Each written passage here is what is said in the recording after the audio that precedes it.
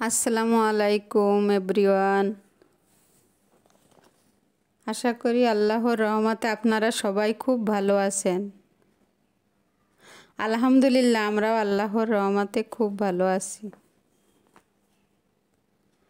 প্রতিদিন আমার দিন শুরু হয় আমার ফজরের নামাজ দিয়ে। নামাজটা আদায় করে সর্বপ্রথম আমি কিচেনে চলে যাই। তারপর আমি নাস্তার প্রস্তুতি নেই। এই কাজটা আমাদের মেয়েদের সবারই। যাই হোক, সকালে ঘুম থেকে উঠে আমি কিচেনে চলে যাই। যে ভাবলাম আজ কি নাস্তা তৈরি করি। ভেবে নিলাম আজ নিহারি পরাটা করব। গতকালকে রাত্রে আপনাদের ভাইয়া বাজার থেকে আসার সময় খাসির পা কিনে নিয়ে আসছিল, সেগুলো আমি রান্না করে রেখে দিয়েছিলাম। আজ ভাবছি সেগুলো দিয়েই নাস্তাটা করে নিব। সঙ্গে কিছু পরাটা ভেজে নিলাম, 2টি ডিম পোস্ট করে নিলাম। আজ আমরা ওগুলো দিয়েই নাস্তাটা সেরে নিব। এখন একে একে আমি টেবিলে নাস্তাগুলো রেডি করে ফেলছি। তারপর নাস্তাটা করে নিব। নাস্তা করার ফাঁকে ঘরে কত কাজ থাকে সেগুলো করব একে একে। কিচেনে থালা প্লেট যেগুলো হয়েছিল সেগুলো ক্লিন করব। বেডরুমগুলো, বিছনাগুলো সব কিছু ঠিকঠাক করে ফার্নিচারগুলো মুছে নিব।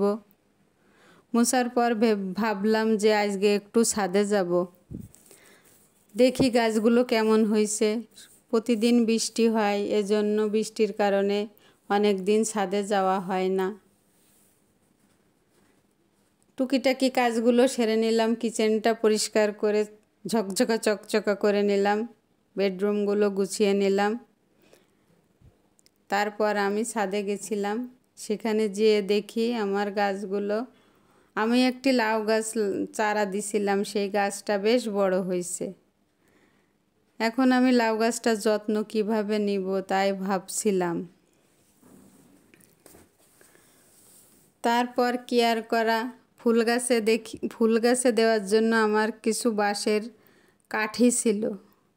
ভাবলাম ওই কাঠি দিয়ে একটি এরকম গুনার সাহায্যে, গুনা মানে তার, এগুলোর সাহায্যে বেঁধে এরকম করে একটা মাচা তৈরি করব। জানি না এটার ভিতরে হবে কি না, তারপরেও দিয়ে দেখি হয় কি না। আল্লাহ ভরসা। শখ। গাছটা খুব সুন্দর হয়েছে, এই জন্য এটা তৈরি করে নিলাম। এখন আমি ছাদে নিয়ে যাব এটা। ছাদের উপর একটি পুরাতন চৌকি বা খাট অনেক দিনের পুরাতন ছিল, সেটার উপরে আমি চারপাশে 4টে ইট দিয়ে তার উপরে এটা রেখে দিব। দিয়ে লাউ গাছটা এর উপরে আমি উঠাইয়ে দিব। যে কথা সেই কাজ, ছাদে চলে আসলাম।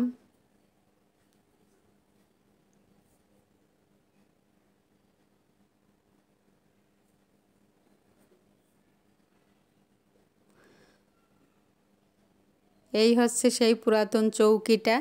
এর উপরে 4 কোণায় 4টে ইট দিছি, দেওয়ার পরে এর উপরে আমি এভাবে বসিয়ে দিছি। এই যে দেখছেন, এই ছোট লাউ গাছটা চারা দিছিলাম, সেই চারার থেকে এখন তারপরে একটু বড় হয়েছে, তারপরে এখন অনেক বড় হয়ে গেছে গাছটা। গাছটা খুব আলহামদুলিল্লাহ, গাছটা খুব ভালোই হয়েছে। দেখা যাক কি হয়, লাউ গাছে লাউ হয় কি না।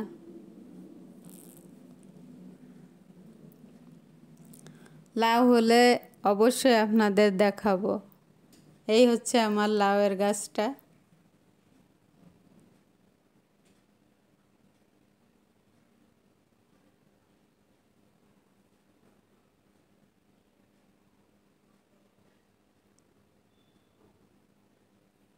বেশ লম্বা হয়ে গেছে লাউ গাছের চারাটা। এখন আমি ঘরে চলে আসলাম। এসে দুপুরের রান্নার প্রস্তুতি। আজ ভাবছি গরুর মাংস, পুঁইশাক ভাজি আর ভেন্ডি ভর্তা করব। ভাজিটা ওদিক দিয়ে বসিয়ে দিছি, ভাজিটা প্রায় হয়ে গেছে।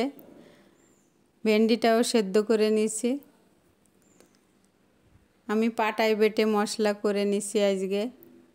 পাটায় বেটে মশলা করে মাংস রান্না করলে খুব মজা লাগে। মশলাটা ভালো করে কষিয়ে এখন মাংসগুলোর ভিতরে দিয়ে দিচ্ছি। মাংসটা ভালো করে কষানো হলে তারপরে আমি পানি দিয়ে দিব। পানি দিয়ে তারপরে কিচেনের যে প্লেট বাটিগুলো হয়েছিল রান্না করে সেগুলো আমি আবার ভালো করে ক্লিন করব। রান্নার ফাঁকে ফাঁকে এগুলো আমরা ধুয়ে মুছে নিলে কাজটা ভালোই আগায় যায়। এভাবে আমি আজ রান্না করে নিলাম। আজ দুপুরে রান্না করছি। আমার মাংসটা হয়ে গেছে। এভাবে আমি জিরার গুঁড়া, গরম মশলার গুঁড়া ভেজে রাখি, এভাবে রান্নার শেষে এর উপরে ছড়িয়ে দিই। গরুর মাংস হয়ে গেছে। গতকালকের সেই নিহারির অনেকগুলা রয়ে গেছে। শাক ভাজি করছি, ভর্তাটাও করে নিছি, প্লেট বাটিগুলাও ধুয়ে ফেলছি।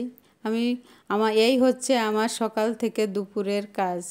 সবাই ভালো থাকবেন, সুস্থ থাকবেন। আল্লাহ হাফেজ।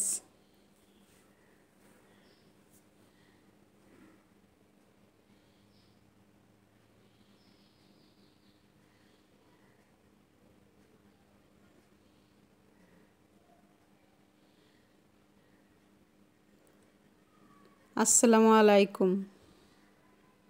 আল্লাহ হাফেজ।